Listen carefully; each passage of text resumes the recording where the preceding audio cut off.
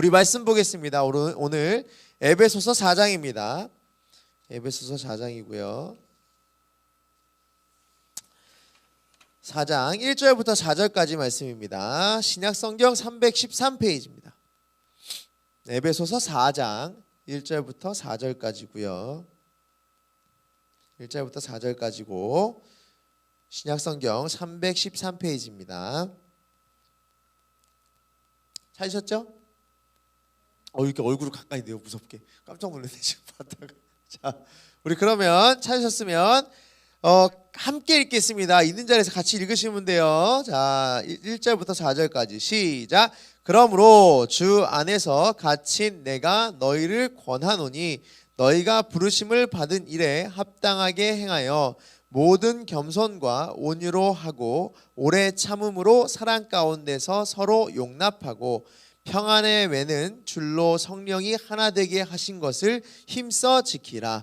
몸이 하나요 성령도 한 분이시니 이와 같이 너희가 부르심의 한 소망 안에서 부르심을 받았느니라. 아멘. 자, 그리고 5절하고 6절은 제가 따로 읽어드리겠습니다. 5절하고 6절도 들으시면 되겠습니다. 주도 한 분이시요 믿음도 하나요 세례도 하나요 하나님도 한 분이시니 곧 만유의 아버지시라. 만유 위에 계시고 만유를 통일하시고 만유 가운데 계시도다. 아멘. 자, 오늘 말씀은 우리 부르심이라고 하는 주제를 놓고 말씀을 나누도록 하겠습니다. 지금 말씀 쭉 보면 그냥 하나됨 한 분 이런 것 같은데 왜 부르심일까라는 그 약간의 궁금증이 생겼으면 좋겠습니다. 맨날 저만 궁금증 갖는 게 아니고 이거를 궁금증을 갖게 되면 요 부르심이라고 하는 요 단어 때문에 조금 더 말씀을 볼 때 조금 흥미로워지고 조금 새로운 생각들이 이렇게 사부작 나요. 왜냐하면 우리가 하나됨이라고 하는 거에만 너무 초점 맞춘다면 그 앞에서 부르심에 대한 얘기를 좀 잊어버릴 수가 있어요. 자, 그러면 지금 부르심에 대한 말씀을 기억하면서 이 단어를 기억하면서 우리가 많이 읽고 지금 익히 알 수 있을 만한 하나됨에 대한 얘기를 조금 더 연결하자면 솔직히 두 개가 연계가 잘 안 돼요. 그죠? 부르심과 하나됨. 부르셨는데 하나 된다 라고 하는 걸 보면 뒤에서 우리가 막 말씀을 보면 이렇게 돼요. 그 부르심과 헌신과 봉사에 대해서 서로 한 지체가 막 서로 섬기고 이렇게 하면서 이렇게 좀 말씀이 그쪽으로 많이 흘러갈 수 있거든요.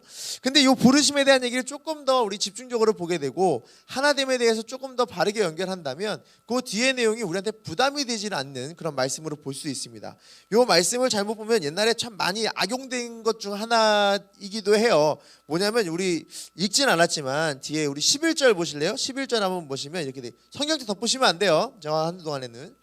그가 어떤 사람은 사도로 어떤 사람은 선지자로 어떤 사람은 복음 전하는 자로 어떤 사람은 목사와 교사로 삼으셨으니 12절 보시면 이는 성도의 온전케 봉사하는 일을 하게 하며 그리스도의 몸 세우게 이렇게 되어 있잖아요. 여기 봉사하게 하고 목회자, 목사, 가르치는 사람, 사도, 선지자, 복음을 전하는 자 이 사람들이 봉사하고 헌신해서 그리스도의 몸된 교회를 세우는구나.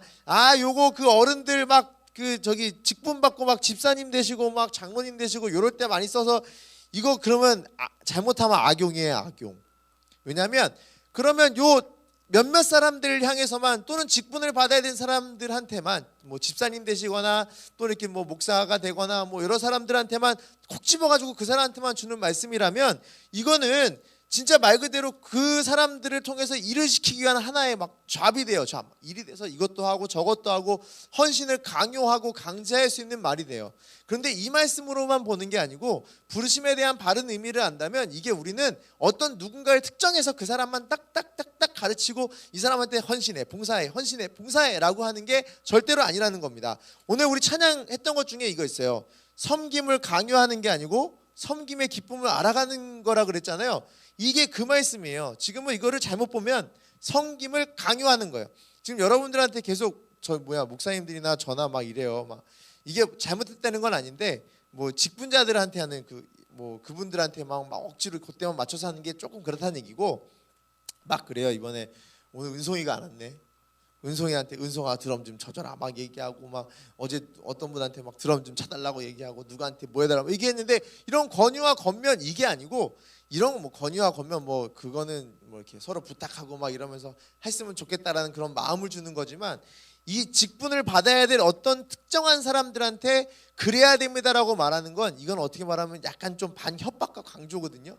그러니까 그거 아니고, 이 말씀은 결국 부르심에서부터 시작된 또 하나 이렇게 파생된 얘기라는 것만 좀 아시면 여러분들이 오늘 그 말씀을 보는데 조금 부담 없이 볼 수 있을 겁니다. 그리고 교회에서 어떤 일을 해 나가는 성도의 진짜 모습을 좀 찾아갈 수 있을 겁니다. 자, 우리 에베소서를 보니까 에베소서에 대한 내용을 조금 더 알아야겠죠. 에베소는 어떤 데인지를 좀 알아야 되고, 에베소 교회를 향한 그 정보를 조금 알아야 요 말씀의 이해가 좀 쉬워지니까, 에베소는 어떤 곳인가 라는 걸 좀 알아보겠습니다. 에베소는 굉장히 큰 도시예요. 에베소는 당시에 로마에서 네 번째로 큰 도시였대요. 그럼 되게 큰 도시죠. 로마가 당시에 엄청나게 넓었잖아요. 그 중에서 네 번째로 큰 도시라고만 얘기를 들어도, 야, 거기는 엄청 잘 사는 데겠구나, 엄청 부자도 많고 사람들이 많이 모이는 곳이고, 또 사람들이 많이 모이면 그때 당시에 항상 요 편지에 기록된 대로 뭐가 있냐면, 사람들이 많이 모이고 외국에서 이방인들이 많이 모이는 곳에는 항상 딸려오는 게 있었어요. 뭐였냐면 우상. 이 당시에는 그 큰 도시에 사람들도 많이 있고 여기저기 사람들이 많이 모이고 이방인들이 모이다 보니까 어떤 일이 벌어졌냐, 거기에 우상하고 신들만 대충 한 50개가 넘었대요. 굉장히 많죠. 굉장히 많은 신상들이 있고 그걸 따로따로 다 섬기는 거예요. 이 사람들이 이 신은 이게 좋고, 이 신은 이게 좋고, 이 신은 이게 좋고, 이 신은 이게 좋아요. 그래서 그 중에서 가장 인기 있던 그 신도 있었어요. 누구였냐면 아뎀이라고 가장 대표적인 신이었어요. 당시에 이 아데미 신전이 제일 크고, 아데미라고 하는 요 여신을 만나기 위해서, 그 신상을 보기 위해서 막 수천 명이 모였다 그러니까 굉장히 큰 그 뭐 도시에 그 신상만 좋아하는 사람들이 되게 많았다는 얘기죠. 그리고 사람들이 여러 우상들 중에서 뭐가 있었냐면, 나는 지금의 부유가 필요하고 이번에 건강이 필요하면 신을 고르는 거예요. 막 골라. 50개 중에 골라요. 이번에는 건강신, 이번엔 뭔신 하면서 막 고르는 거예요. 사람들이 신앙이 제대로 갖기 어려울 정도로 좀 힘들었다고 해요. 그리고 이제 뭐 아데미 신전을 굉장히, 뭐 아데미라고 하는 그 신을 굉장히 많이 섬겼던 그 사람들 중에 이제 바울이 여기 가서 이제 사역을 하게 되거든요. 한 2년 넘게 좀 사역을 하게 되는데, 거기 사역하는 동안에 뭐 사람들 이제 그 얘기로는 그래요. 주석에 보면 이제 내용이 뭐가 있냐면, 아데미를 섬기던 그 신상을 섬기던 사람들 중에 많이 이제 그리스도, 이제 예수님 믿는 사람으로 왔다는 얘기예요. 그러면 이제 막 사람들이 막 부흥하고 사람들이 막 늘고 막 그랬단 말이에요. 바울의 그 열심을 통해서 이렇게 막 했단 말이에요. 그리고 바울이 열심히 이렇게 전도하고 했겠죠. 그래서 많이 이렇게 그리스도교가 넘어졌는데, 기독교가 많이 이렇게 생겼는데, 그 기독교인들이 무슨 일이 있었냐? 자기들이 갖고 있는 신상을 쉽게 버리지 못해요. 근데 여기서만 그런 게 아니고 대부분 이렇게 많은 여러 교회들이 거의 다 그랬단 말이에요. 자기네 신들을 버리지도 못하고 하나님도 가지고 있고 다른 신도 야금야금 하나씩 쥐고 있다는 얘기예요. 그래서 필요할 때마다 하나님은 부르긴 하는데, 오늘만큼은 요때 좀 돌이켜서 여기 이번에는 좀 성공을 해야겠는데 라고 생각하면 성공신을 찾아가고, 막 이번에는 좀 건강이 조금 안 좋으면 건강신을 찾아가고, 하나님도 중요하지만 요 신도 찾아가는 이제 그런 일이 있었다는 얘기예요. 신이 많으니까 고를 것도 많았다는 얘기죠. 자, 그럼 이게 그냥 뭐 에베소에서 이런 일이 있었다라고만 생각하는 걸로 끝나는 게 아니라, 이 에베소를 연구하는 많은 사람들이나 에베소서를 많이 읽는 사람들이 보면 이렇게 얘기들을 하는데요. 뭐라고 얘기하냐면, 현대인들한테 가장 잘 어울리는 성경책 중 하나다. 물론 다른 성경책도 중요해요. 중요하긴 한데 요 에베소서는 되게 중요하게 요즘 현대인들한테 아마 딱 맞는 거다라고 이렇게 얘기를 하는 이유가, 맞춰보면 이거예요. 뭐냐? 지금 풍요, 굉장히 이 그 에베소에 있는 요 사람들처럼 굉장히 잘 살고 가질 게 굉장히 많아요. 그리고 또 뭐가 있냐면, 우상이 50개가 넘는다 그랬죠. 고를 만한 거. 지금 우리는 하나님이 굳이 아니어도 많은 교회와 많은 성도들이 하나님 빼고도 고를 만한 것들이 굉장히 많아요. 뭐 쉽게 생각하면 이거예요. 하나님이 우리의 앞날을 책임지시고 우리의 모든 것을 다 책임지신다고 성경책으로는 그렇게 보고, 우리 모두 하나님께 다 맡기자, 하나님이 우리의 모든 계획을 통해 다 인도하신다라고 말은 하고 있지만, 결국 뭐예요? 하나님이 안 해줄 것 같은 일 때문에 다른 거에 집중해서요. 여러분들 공부하고 뭐 하는 중에 이렇게 할 수 있어요. 내가 하나님 주신 그 부르심에 따라 내가 공부도 열심히 하고 공부를 하는 것이 나에게 맞다 생각하면 공부를 하는 거고, 내가 다른 걸로 내 하나님 주신 달란트를 잘 살리고 하나님 주신 은혜를 가지고 열심히 살고 이것 갖고 하나님 나라에서 열심히 해야지라고 하면 굳이 공부가 아니더라도 열심히 할 수 있거든요. 근데 지금 뭐가 됐냐면 모든 사람이 그 한 길로 다 들어가요. 저는 이렇게 청소년들을 보면서 무슨 얘기하냐면, 뭐 저희 애들도 있긴 하지만 우리나라의 공교육은 대부분 누구를 위한 공교육이라고 생각을 하냐? 부모님도 아니고 누구도 아니고 나라도 아니에요. 제가 생각하는 가장 큰 대표적인 게 삼성, 현대, 막 대형 대기업에 사람 보내기 위해서 12년을 가르치는 거예요. 대기업에 집어넣으려고 12년을 가르쳐요. 제가 요즘은 조금 바뀌었는데 한 초등학생 때 됐고 물어본 적이 있어요. 막 집회하고 막 사람들 모아놓고 얘기하다가 얘들아 너희는 꿈이 뭐니? 라고 물어봤더니 얘들이 그 얘기하는 거예요. 뭐라 그랬냐면 좋은 직장 가는 거예요. 좋은 학교. 막 이런 생각을 해요. 뭐냐면 하나님이 주시는 여러 가지 꿈과 계획에 대한 생각뿐만 아니고 그것과 더불어서 교회 다니니까 그건 알아요. 성경 말씀 드리니까 그건 알아요. 근데 뭐가 문제냐? 거기서 흔들리는 게 그래도 나는 남들하고 조금 더 부족하지 않게 이것도 그대로 가지고 있어야 뒤처지지 않아. 뭐 하면 뒤처지지 않아. 뭐 해야 내가 살 것 같아 라는 생각을 꼭 한단 말이에요. 이거의 뭐 대표적인 결과가 뭔지 아세요? 대학을 못 가거나 내가 원하는 학교에 못 가거나 내가 원하는 대로 안 되면 교회 안 나와요. 내가 뭐 원하는 대로 안 되면 좌절해서 안 나와요. 내가 뭐 원하는 대로 되지 않으면 안 나와요. 뭐 애들뿐만 아니고 뭐 학생뿐만 아니고 어른 다 똑같아요. 내가 예수 믿었는데 잘 안 돼. 뭐 안 돼? 예수님 믿으면 뭐 될 줄 알았는데 안 돼. 그런데 그럼 요것도 믿고 저것도 따랐는데 이거 믿고 했더니 이것도 안 되고 저것도 안 되고 다 안 되네. 그럼 막 다 떠나요. 그러니까 결국은 하나님만 의지하는 게 아니고 다른 거 믿어놓고는 그것 때문에 실망하면 교회도 안 나오고 다 포기해버린다는 얘기예요. 지금 그런 시대가 요 에베소하고 별다른 차이가 없다. 우리는 하나님도 믿고 있지만 다른 신도 야금 필요하다. 공부신, 직장신, 뭔신 하나 이렇게 막 가지고 있는 요때 모습, 요거를 지금 에베소하고 지금 비슷하다고 보는 겁니다. 자, 에베소는 지금 요런 상황이에요. 요런 상황 속에 사람들도 이런 마음을 가지고 비슷하게 신앙생활하는 사람들이 있었어요. 자, 그런데 오늘 말씀하고 어떻게 연계될 것이냐? 이렇게 사람들의 마음이 자기들만의 주관을 가진 사람들 때문에 신앙관 때문에 서로의 다툼이 생기고 꼭 싸움이 일어나게 돼 있어요. 그죠? 네가 맞네, 내가 맞네. 이런 예를 들으면 정말 뭐 가슴 아픈 얘기긴 하지만 실제로 있는 얘기니까 말씀드리면 그래요. 뭐 고3 애들 데리고 여기는 이렇게 많은 사람들이 신앙이 좋아서 그러진 않을 수 있지만 제가 있는 그 지역에 가보면 뭐 고3 애들 수능 공부해야 되는데 교회 나오라 그러면 진짜 전화 와요. 전화 와서 왜 고3 애들 교회 나오게 하냐고 막 전화 와요. 전하고 애들 공부할 시기에 왜 교회 나오냐고, 좋은 대학 가서 하나님께 영광 돌려주라고 하는 말도 안 되는 신앙을 가진 사람들이 있어요. 이런 사람 제가 거짓말로 진짜 있어요. 그런 사람들한테 얘기 들어봤으니까 뭐 비슷하게 겪기도 했었고. 자, 근데 그런 사람들하고의 분열이 없겠냐고요. 그죠? 분열이 없겠냐고요. 이 사람들은 지금 뭘 잊어버렸냐면 부르심이라고 하는 가장 중요한 핵심을 잊어버렸기 때문에 분열이 됐다고 저는 확신을 합니다. 그 부르심이라고 하는 핵심을 잊어버리니까 자꾸 신앙에 자기 생각을 집어넣고 자기 생각이 잘못된 걸 막 집어넣는 거예요. 자, 여기서 부르심은 후에 나오는 11절에 나오는 아까 읽었던 뭐 선지자나 목사나 뭐 목자나 뭐 복음을 전하는 자나 이게 아니라고 말했어요. 그럼 이 부르심의 가장 큰 핵심이 뭐냐면 하나님이 부르셨다라고 하는 모든 성도들에게 일관된 얘기예요. 하나님이 택하시고 부르신 성도들에 관한 얘기예요. 어느 누군가를 특정한 얘기가 아니고 여기에 부르심은 모든 성도를 속하고 있는 거예요. 자, 그럼 11절 얘기는 뭐예요? 11절을 보면 사도 나오고 복음 전하는 자 나오고 선지자 나오고 목사 나오고 교사 나오는데 그러면 이거하고 지금 위하고 무슨 내용이 말이 안 맞잖아요. 여기서 부르심의 일 받은 자가 여기서 사도고 목사 교사에서 헌신하고 봉사해서 그리스도의 몸을 세워서 교회를 세워야 되는 거 이 말 아니에요? 아니라니까요. 이게 아니고 우리는 모두 다 사도의 역할을 감당하고 있고 선지자의 역할을 감당하고 있으며 복음을 전하는 역할을 하고 있고요. 교사가 되고 여기서 목사가 아니고 목자예요. 목자. 누군가를 양육하고 있는 이 일을 모두 감당하고 있잖아요. 다시 말하면 부르심을 받은 사람들이 할 수 있는 기본적인 당연한 일들을 여기서 지적하고 있는 거예요. 여러분들 중에, 성도님들 중에 모두 다 사도로서의 삶을 살고 있으며 선지자로서의 삶을 살고 있으며 복음을 전하는 자의 삶을 살고 있고요, 목양을 하고 있고요, 누군가 양육하고 있고요, 교사로 살고 계시지 않습니까? 여러분들은 모두 부르심 받은 자입니다 라고 크게 보셔야 돼요. 이거는 누군가만 콕 집어서 하는 얘기가 아니고 성도 전체를 아우르는 얘기예요. 누군가에게 짐을 더 주고 그 사람의 당위성을 주기 위해서 막 협박하는 얘기가 아니에요.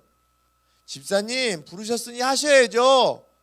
여러분 장로님 뭐 하셔야죠. 뭐 목사니까 하셔야죠. 이 얘기가 아니고 모든 성도를 다 불렀으니 그 성도가 각자의 맡은 삶 가운데서 공통된 일은 복음을 전하고 목양하고 교사로 삼으시는 얘기는 모두 다 하고 있으니 지금 여기서 중요하게 보는 건 뭐냐?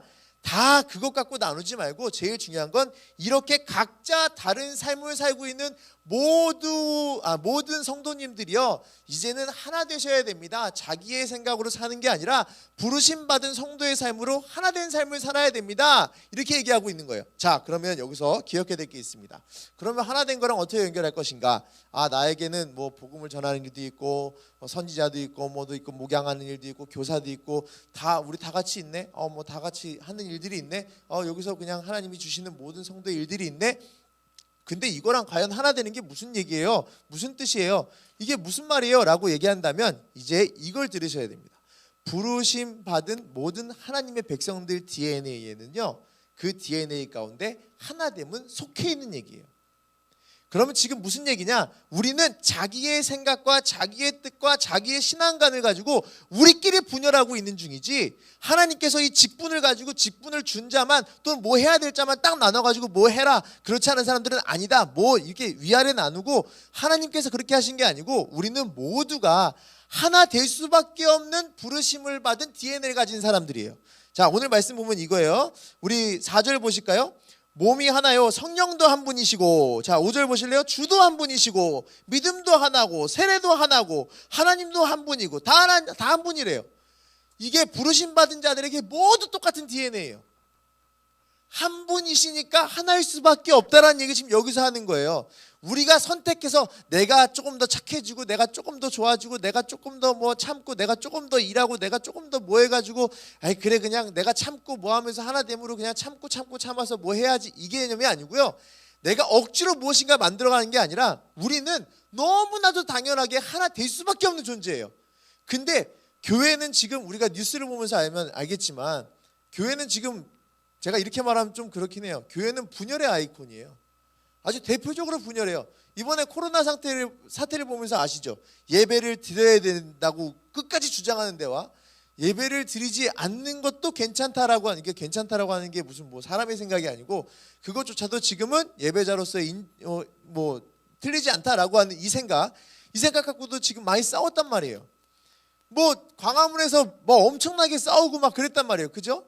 이것 갖고도 서로 분열을 해요. 자기 생각과 자기 뜻을 가지고 부르심에 대한 공통적인 생각을 갖지 않은 채, 그리고 나는 부르신 자로서 우리 모두 똑같은 생각으로 하나 될 수밖에 없다라고 하는 그 마음은 갖지 않은 채, 그런 DNA는 우리가 찾아보지도 않아요. 찾아보지도 않고, 그래 모이지 않으면 예배가 아니야 라고 하는 신앙관의 우상을 들고 있어요.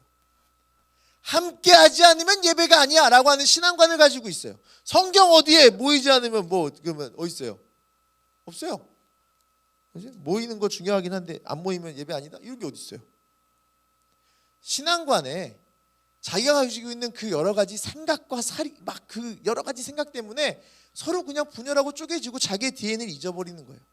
하나됨은 그 부르심 받은 자들에게 있는 근본적인 DNA.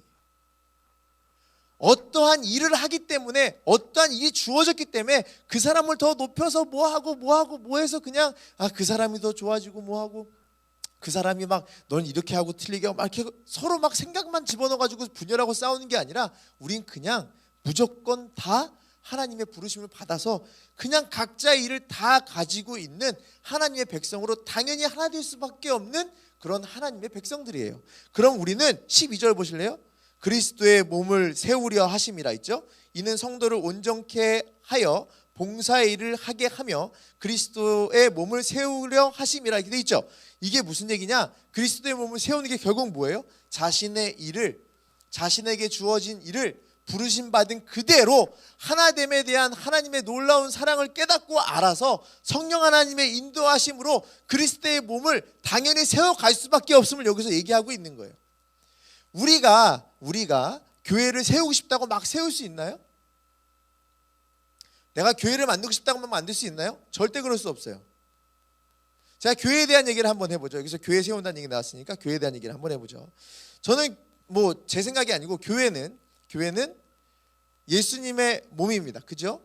그리스도가 머리시고 예수님의 몸된 교회라고 우리가 맨날 얘기를 해요.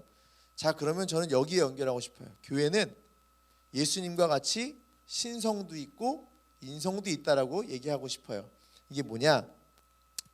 교회는 하나님이 세우시고 하나님이 주권하에 세우는 거예요. 내가 교회를 그냥 이쪽에 건물 짓고 싶다고 마음 뚝 해갖고 그냥 교회 막 몇 천만 원, 몇 억 줘가지고 교회 뚝 세우고 여기 교회입니다 이렇게 말하는 게 아니고, 모든 교회가 세워질 때는 하나님의 계획으로 세워져요. 하나님의 뜻으로 세워져요. 왜? 하나님이 예수님을 주인 삼아 예수님의 몸된 교회를 세우는데 감히 내가 어떻게 막 세워요? 절대 그렇게 세워서 성만교회는 그냥 막 세운 거 아니죠? 절대 그럴 수 없어요. 모든 교회가 자기가 세우고 싶다고 막 세우는 게 아니에요. 이거는 모든 교회는 하나님이 허락하신 것 하에 그리스도의 몸된 교회가 세워집니다. 하나님이 아니면 절대 될 수 없고요. 예수님이 아니면 절대 될 수 없는 얘기예요. 그리고 육체, 인성을 갖고 있는 게 뭐냐? 교회도 그 삶의 패턴이라는 게 있는 거 혹시 아십니까?